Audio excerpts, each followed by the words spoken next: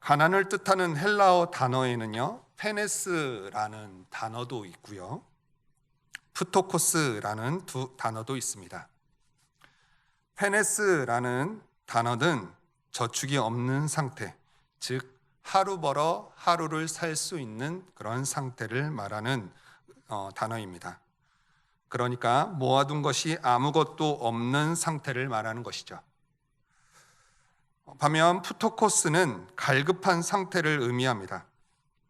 파산을 당해서 빚이 너무 많아서 남들이 도와주지 않고서는 살아갈 수 없는 가난한 상태, 자력으로는 살 수 없는 그 가난한 상태를 푸토코스라는 단어로 말합니다.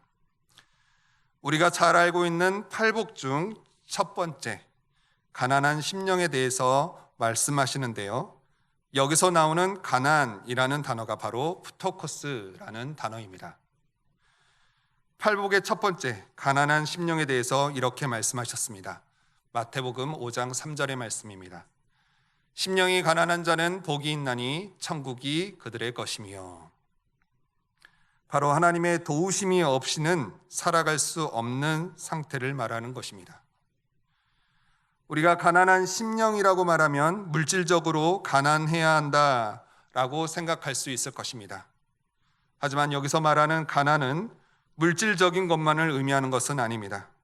마음과 영혼이 가난해서 자기가 할 수 있는 것이 아무것도 없음을 인정하는 것이 바로 가난한 심령입니다. 오늘 본문에서 이러한 가난한 심령을 가진 사람이 등장합니다. 오늘 읽었던 마태복음에서 가나안 여인으로 불리고, 병행 구절인 마가복음에서는 스로보니게 여인으로 불리고, 또 헬라인으로 불리는 그런 사람입니다. 그 여인은 지나가던 예수님을 붙잡고 매달려 애원합니다. 자신의 딸이 귀신에 들렸으니 나를 불쌍히 여기사 자신의 딸을 고쳐달라고 애원합니다. 처음에 예수님은 그 여인이 외치는 소리를 들으신 건지 아니면 들어도 못 들은 척 하시는 건지 모르겠지만 제자들의 요청에 의해서 대답을 하십니다. 아마 여인의 간청에 예수님께서 보이신 반응을 보면 애초부터 예수님이 일부러 못 들은 척 하신 건 아닐까라는 생각이 듭니다. 제자들이 말합니다. 예수님, 여자가 시끄럽게 소리치고 있으니까 그냥 대충 그녀의 소원을 들어주고 그녀를 돌아보내시죠. 그러나 예수님은요, 자신을 잃어버린 양을 위해서 이곳에 온 것이라고 말합니다. 아무래도 예수님은요, 이 여인의 간청을 들어주지 않으시려나 봅니다. 그때 여인은 예수님께 더욱 소리를 지르며 말합니다. 주여, 나를 도우소서. 이렇게 끈질긴 애원을 하는 여인에게 예수님은 정말 마음의 비수를 꽂는 말씀을 하시죠.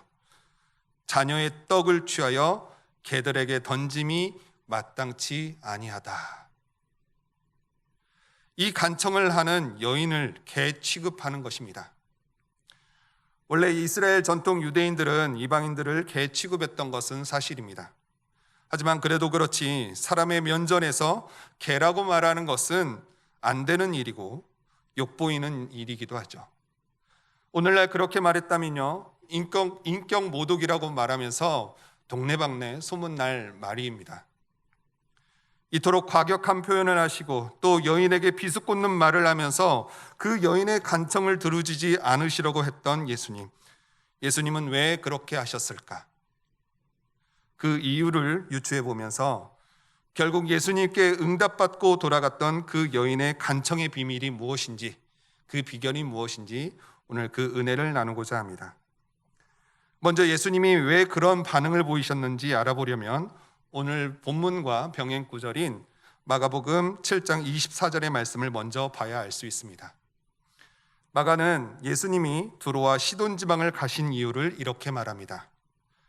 예수께서 일어나사 거기를 떠나 두로 지방으로 가서 한 집에 들어가 아무도 모르게 하시려 하나 숨길 수 없더라. 예수님이 두로 지방에 가셨는데 아무도 모르게 가려고 했다고 말합니다. 그래서 많은 학자들은 예수님이 이곳에 가신 이유를 사역을 잠시 내려놓고 쉬기 위해서 가신 것이다 라고 추측해 봅니다. 쉬기 위해 그곳에 가셨으니 사역을 안 하시려는 마음이 있었을 것이라고 생각하는 거죠. 그런데 그때 등장하는 여인이 바로 가나안 여인인 겁니다.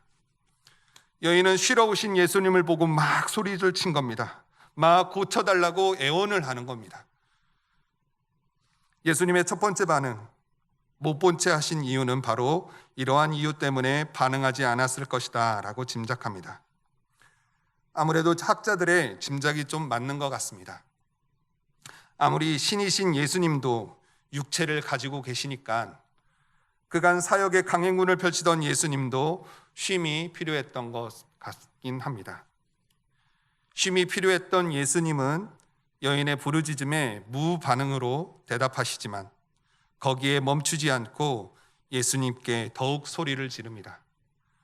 자신을 한 번만 봐달라고 애원하는 것이죠. 그리고 예수님은 다시 한번 여인에게 말합니다. 사실상 여인에게 하시는 두 번째 거절이신 겁니다. 예수님의 대답은 오늘 본문 24절에서 이렇게 말합니다. 예수께서 대답하여 이르시되 나는 이스라엘 집에 잃어버린 양 외에는 다른 데로 보내심을 받지 아니하였노라. 오늘날을 살아가는 우리에게 평등과 자유는 아주 중요한 가치입니다. 특별히 글로벌 시대인 오늘날 인종과 피부색에 상관없이 인간은 누구나 어디 살든지 어떤 인종이든지 평등하다는 것은 기본 중의 기본입니다. 그러나 그러한 바탕으로 우리가 보았던 수로보니게 여인이 당한 상황은 다소 충격적이게 보이기도 합니다. 예수님이 단지 인종이 다르다는 이유로 여자를 돕지 않으려고 했다고 볼 수 있으니까요. 마치 의사가 피부색이 다르다는 이유로 치료를 거부하는 것과 마찬가지로 볼 수 있을 것 같습니다. 하지만 예수님은 그것을 말하려고 하는 것이 아닙니다. 예수님이 이방인의 부탁을 들어주고 이방인을 고치셨던 적이 있었습니다. 모두 잘 아시는 가버나움의 백부장. 그는 그 자신의 종을 고쳐달라고 예수님께 간청을 했고 말씀만 하시면 내 종이 낫겠나이다 라는 믿음의 말을 보였고 예수님도 그 백부장의 믿음을 귀하게 여기시고 백부장의 믿음을 보시고 종을 고치셨습니다. 또 한 명의 이방인이 있습니다. 거라사 지방에 군대 귀신 들렸던 사람입니다. 데가볼리 지역 중에 한 곳인 거라사 지방은 인종적으로나 종교적으로나 이방 지역이었습니다.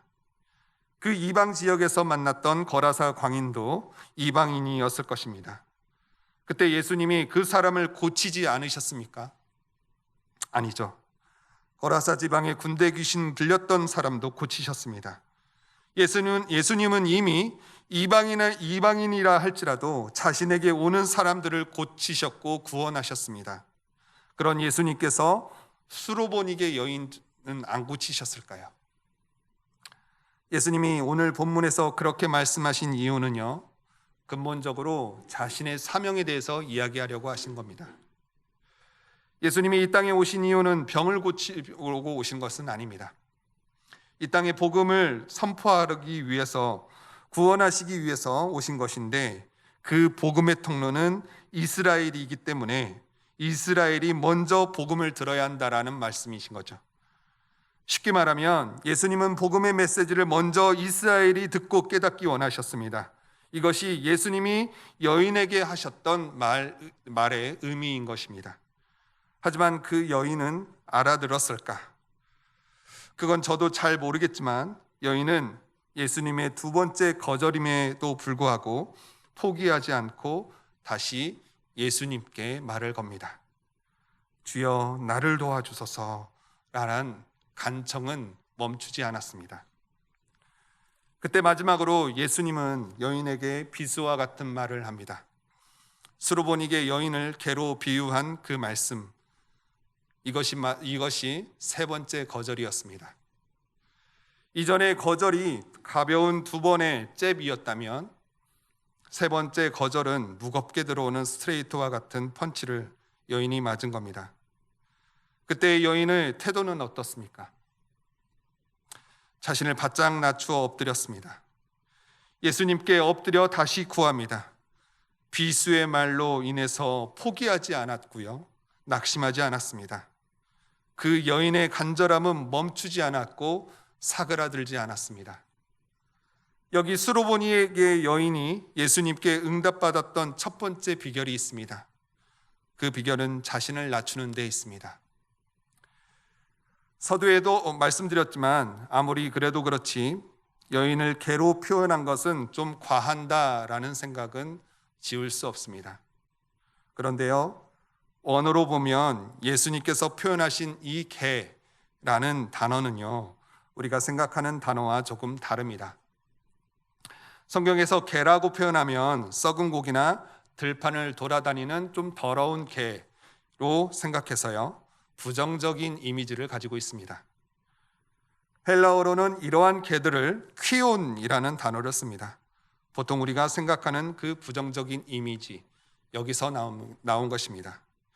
하지만 수로보니게 여인에게 쓴 예수님이 쓰신 단어는 퀴나리온이라는 단어입니다.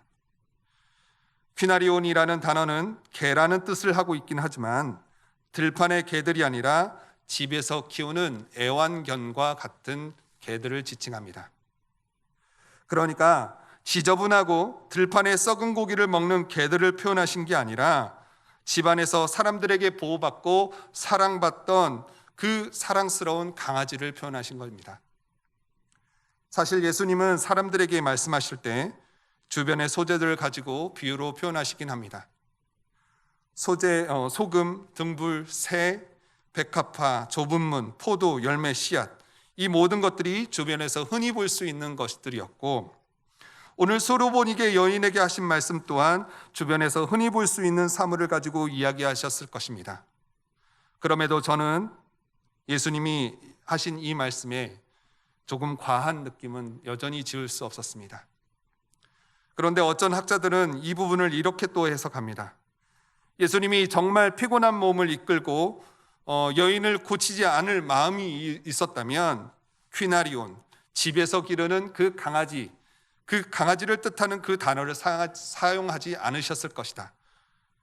퀴온이라는 그 모욕적인 언어를 통해서 단번에 그녀를 거절했을 것이다 라고 말합니다. 예수님이 그 여인에 하신 그 말은 그녀를 향해서 하신 그 말에 의미가 담겨져 있는 말이다. 그 의미는 그녀의 믿음을 시험하기 위해서 하셨던 그 말씀이라고 말합니다. 예수님의 하신 말씀의 의도도 중요하지만 오늘 우리가 중요하게 주목해야 할 부분이 바로 이 여인의 반응이기 때문에 이 여인의 반응을 주목해서 보고자 합니다. 오늘 본문 15장 27절의 말씀을 다시 한번 보도록 하겠습니다. 주여 올소이다마는 개들도 제 주인의 상에서 떨어지는 부스러기를 먹나이다 하니, 예수님의 다소 자극적인 연출에 여인은 훌륭한 반응으로 걸작품을 만들어냈습니다. 자신을 개라고 표현하신 예수님의 말씀에 욱하기는커녕 네, 맞습니다. 저는 개입니다. 그러나 그 개도 주인의 밥상에서 떨어진 것을 먹습니다 라는 반응을 보였습니다. 서두에도 말씀드렸지만 유대인들이 이방인들을 개로 불렀던 것은 사실입니다. 그 사실을 이 여인이 몰랐을 리도 없습니다. 그러기에 그 여인에게 들렸던 저 말씀은요, 어쩌면 사람들도 제자들도 그리고 당신도 나를 개로 부르신다면 네, 맞습니다. 저는 개입니다. 그러나 그 개도 주인의 밥상에서 떨어진 것을 먹습니다 라고 말하는 것입니다. 저 대답에는 자신을 없이 여기는 자들에게 맞다고 여기는 그런 대답입니다. 그녀의 태도가 어떻습니까? 꼿꼿이 서 있습니까? 자존심을 부리며 꼿꼿이 서 있습니까? 아니었습니다. 자신을 바짝 낮추어 엎드리는 모습을 하고 있지는 않습니까? 예수님의 말씀에 자세를 바짝 낮추는 여인, 그 여인에게 명작이 나왔습니다. 여인도 예수님도 그 여인의 말에 놀라면서 감탄을 금치 않았습니다. 오늘 본문 마태복음 15장 28절의 말씀입니다. 여자여 내 믿음이 크도다 내 소원대로 되리라. 우리말로는요 번역되지 않았지만 헬라어 원문에는 감탄사 오라는 단어로 시작됩니다. 헬라어 감탄사 오라는 단어는요 복음서에서 총 4번 나오는데 그 중에 하나가 바로 지금 수로보니게 여인의 믿음에 감탄하시며 하시는 그 말씀에서 나왔습니다. 예수님의 감탄한 그 믿음의 말이 이방인인 수로보니게 여인의 입술에서 나온 것입니다. 어떤 때 나온 것입니까? 자신을 바짝 낮출 때, 다시 말해 겸손할 때 명대사가 나왔고 명작이 나왔습니다. 우리가 수로보니게 여인처럼 낮아지는 자가 되기를 소망합니다. 자신을 낮추는 것을 겸손이라 할 수 있죠. 사실 겸손해지라는 이 가르침은요 성경 전체에서 흐르는 가르침 중에 중요한 가르침입니다. 그 중에 예수님이 직접 가르치신 비유가 하나 있어요. 바로 잔치집에 초대받은 사람들의 이야기입니다. 그 이야기의 핵심은 사람을 높이시는 분도 하나님이시고 낮추시는 분도 하나님이시다는 것인데요, 이는 이 모든 것이 하나님의 주권에 달려 있다고 말합니다. 그런 하나님은 자기를 높이는 자, 곧 교만한 자를 싫어하신다, 낮추신다라고 말합니다. 자신을 낮춘다고 말할 때 핵심은 마음을 낮추는 것입니다. 낮은 자리에 있어도 마음인 교만하지 않을 수 있습니다. 교만할 수 있습니다. 또 높은 자리에 있지만 마음만은 겸손할 수 있죠. 교만한 자에게는 역사가 나타나지 않습니다. 반면 겸손한 자, 다시 말씀드립니다. 죄송합니다. 교만한 자에게는 역사가 나타나지 않습니다. 반면 겸손한 자, 자신을 낮추는 자에게는 기적이 나타납니다. 그래서 하나님은요 다니엘서 10장 12절에서 이렇게 말씀하셨습니다. 그가 내게 이르시되 다니엘아 두려워하지 말라. 내가 깨달으려 하여 내 하나님 앞에 스스로 겸비하기로 결심한 첫날부터 내 말이 응답받았으므로 내가 내 말로 말미암아 왔느리라. 이 말을 우리말 성경에서는 이렇게 말했습니다. 그러자 그가 말씀하셨습니다. 다니엘아 두려워하지 말라. 내가 깨달음을 얻으려고 내 하나님 앞에 낮아지고 겸손해지기로 결심한 그날부터 하나님께서 내 말을 들으셨다. 내 기도 때문에 내가 왔다. 하나님은 내가 겸손해지기로 결심한 그날부터 그 고백을 들으셨고 간절한 기도를 들으셨다라고 말합니다. 또 잠언 3장 34절에서는 또 이렇게 말합니다. 진실로 그는 거만한 자를 비웃으시며 겸손한 자에게는 은혜를 베푸시나니. 그렇습니다. 하나님은 거만하고 교만한 자를 미워하시지만 겸손한 자를 사랑하고 축복하십니다. 교만한 자의 기도는 비웃으시지만 겸손한 자의 기도는 응답하십니다. 교만한 자는 하나님께서 거절하시지만 겸손한 자에게는 은혜를 베푸신다라고 말합니다. 우리가 겸손한 수르보니게 여인처럼 낮아짐으로 하나님께 은혜를 받고 또 응답받는 역사가 우리 강남비전교회 모든 성도님들에게 또 저에게 나타나기를 소원합니다.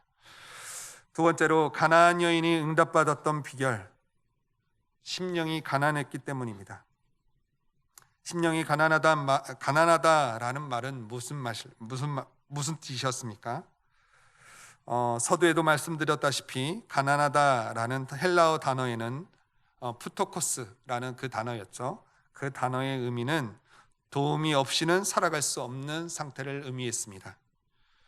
특별히 가나안 여인의 입장에서 보면 예수님께 3번의 거절 의사를 이미 보고 들었습니다.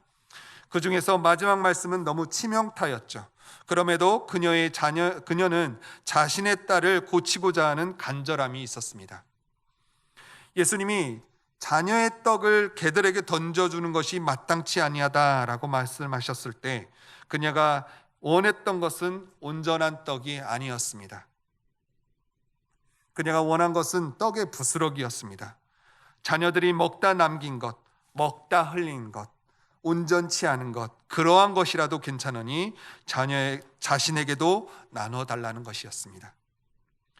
부스러기라도 달라는 것이죠. 그 말에 어떤 의미가 담겨 있습니까? 그만큼 여인의 간절함이 있었다는 의미입니다. 그러기에 모욕적인 비유를 들었음에도 다시 한번 예수님께 구할 수 있었습니다. 예수님의 능력을 바랄 수 있었습니다. 그녀의 부르짖음 속에 예수님, 당신만이 할 수 있습니다. 당신이 꼭 필요합니다. 당신이 고쳐주셨으면 좋겠습니다. 당신만이 나를 도울 수 있습니다. 라는 의미가 담겨져 있습니다. 이러한 모습은 교만한 자들에게는 절대 볼 수 없는 모습입니다. 그러기에 심령이 가난하다는 것은 어쩌면 겸손한 자세와 이어져 있습니다. 교만한 자에게는 간절함이 없습니다. 교만은 너가 아니어도 할 수 있어. 교만은 너가 없어도 돼. 라는 의미가 담겨 있기에 교만한 사람은 가난한 심령이 절대 될 수 없습니다. 그런 의미에서 보면요, 가난한 심령이라는 것은 어쩌면 내 힘으로 할 수 없는 것들이 많을 때, 즉 고난과 고통 속에 많으면 많을수록 우리의 심령은 가난해지는 것은 아닐까라는 생각이 듭니다. 그렇다고 고난과 고통을 일부러 찾아 들어갈 필요는 없습니다. 서두에도 말씀드렸다시피 물질적으로 부유할지라도 가난한 심령을 가질 수 있습니다. 반대로 물질적으로 가난해도 교만할 수도 있습니다. 가난한 심령은 하나님을 바라는 심령입니다. 이 말을 바꿔 말하면 가난한 자라도 교만할 수 있는 것이고 부유한 자라도 겸손할 수 있다는 것입니다. 하나님을 바라라는 겁니다. 하나님의 도우심을 절실히 구하라는 겁니다. 그 가난한 심령에 하나님은 응답하신다라는 것입니다. 말씀을 정리합니다. 독일의 신학자 본 회퍼는요, 나를 따르라 라는 책에서 심령이 가난한 자를 이렇게 주의했습니다. 제자들은 모든 면에서 부족했다. 그들은 참으로 가난했다. 제자들은 자신의 것이라고 부를 만한 안전장치와 재산이 없었고 자신의 고향이라고 부를 만한 한 치의 땅도 없었으며 어울려 살 만한 공동체도 없었다. 그리고 그들이 의지하고 위로로 삼을 수 있는 정신적인 능력과 경험과 지식도 없었다. 예수님 때문에 그들은 모든 것을 잃은 셈이다. 예수님을 따라 나섰을 때 그들은 실제로 자기 자신만이 아니라 자신을 부욕해 하는 그 모든 것을 잃었다. 이제 그들은 가난하고 매우 미숙하고 매우 어리석다. 그래서 그들은 자신을 부르신 분 외에는 기대를 걸 만한 것이 아무것도 없었다. 자신을 부르신 분 외에는 기대를 걸 만한 것이 아무것도 없었다. 그렇습니다. 심령이 가난하다는 것은 단지 마음이 가난해지는 것, 마음이 겸손한 것을 뜻하는 것이 아니라 예수님 때문에 모든 것을 잃을 것, 예수님을 위해서 자신의 유익을 모두 버려 자신을 부르신 예수님 외에는 더 이상 기대할 만한 것이 없는 것. 그 부르심을 받았던 바울은요, 갈라디아서 2장 20절에서 이렇게 말씀했습니다. 내가 그리스도와 함께 십자가에 못 박혔나니 그런즉 이제는 내가 사는 것이 아니요 오직 내 안에 그리스도께서 사시는 것이라. 이제 내가 육체 가운데 사는 것은 나를 사랑하사 나를 위하여 자기를 버리신 하나님의 아들을 믿는 믿음 안에서 사는 것이라. 자신을 낮출 줄 아는 자, 즉 겸손하고 심령이 가난했던 수로보니게 여인에게 하나님이 기적을 베푸셨습니다. 우리 또한 기도할 때 겸손하고 낮은 마음으로 또 간절한 마음으로 가난한 심령으로 하나님께 구하여서 하나님께서 베푸시는 그 은혜를 충만히 누리는 우리 강남비전교회 성도님들이 되시기를 소원합니다. 기도하겠습니다. 하나님, 오늘 수로보니게 여인의 놀라운 믿음을 보았습니다. 3번의 거절을 들었음에도 멈출 줄 몰랐던 그녀의 간절함을 보았습니다. 그 여인처럼 우리가 가난한 심령이 되기 원합니다. 하나님만이 우리 보호자이시고 하나님만이 우리의 도움이시며 하나님만이 우리의 요새이십니다. 하나님, 수로보니게 여인처럼 철저히 낮출 줄 아는 자가 되게 하여 주시옵소서. 그리하여서 주님께 간구하여서 축복받는 인생이 되도록 인도하여 주시옵소서. 하나님께로부터 듣는 그 칭찬, 성숙된 믿음의 소유자라는 그 칭찬 우리가 받을 수 있도록 주님 인도하여 주시옵소서. 주님 감사합니다. 예수님의 이름으로 기도드렸습니다.